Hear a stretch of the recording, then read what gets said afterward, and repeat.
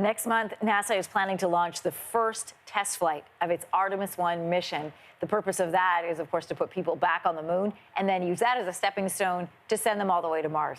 It's a move that's making the prospect of living on another planet all the more real. It's another giant leap for mankind. Joining us with more is Futurist Nik Badminton. Nik, good morning.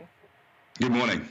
China, the U.S., and the European Space Agency all have different ideas about how to establish habitats in or around the moon. What kinds of concepts are on the table?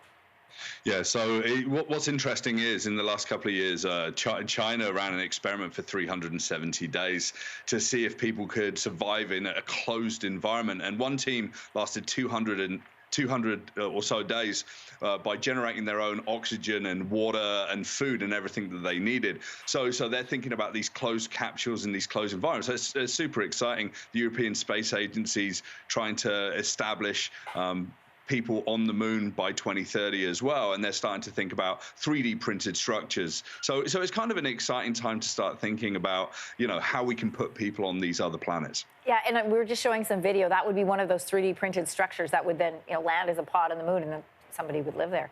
China also in the process of conducting experiments where people would live in a sealed environment that they're calling Lunar Palace 1, which is supposed to reflect how people would live on a planet like the moon. So what's it like in there?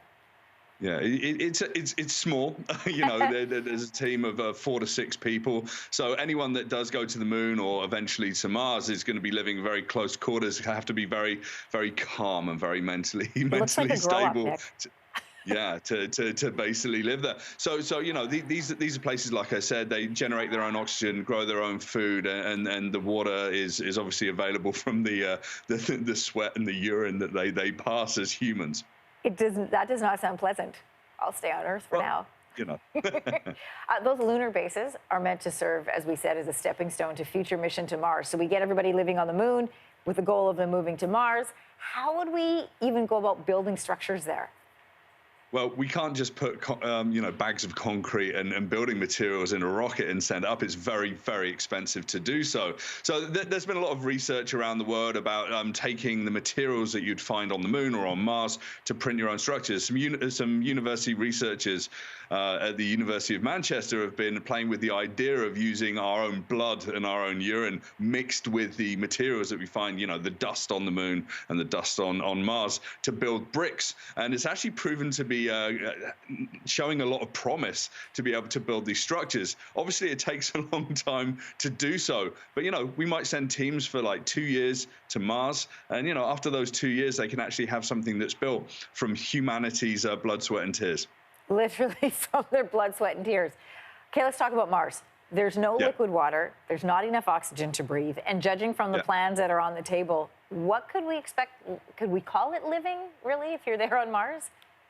These are going to be scientific missions. I mean, they've actually found ice on Mars, so that's very promising, and I certainly think that that's going to be explored in terms of a resource in these places. So, I mean, people like Elon Musk are talking about, we need these big structures and places to live, and there could be 1 million people there eventually.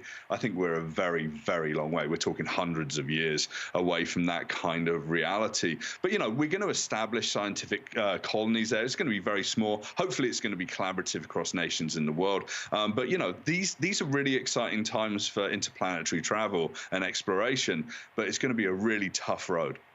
What's fascinating to me about all of this, Nik, is this used to be stuff of sci-fi comic books and movie imaginations. And now this is happening in the scientific community where they're looking at structures and ways to get there. Always amazing to talk to you. Thanks, Nik. Yeah, thank you. Thank you. Hey, thanks for watching. If you liked this, be sure to subscribe here, or you can check out more Your Morning videos right here.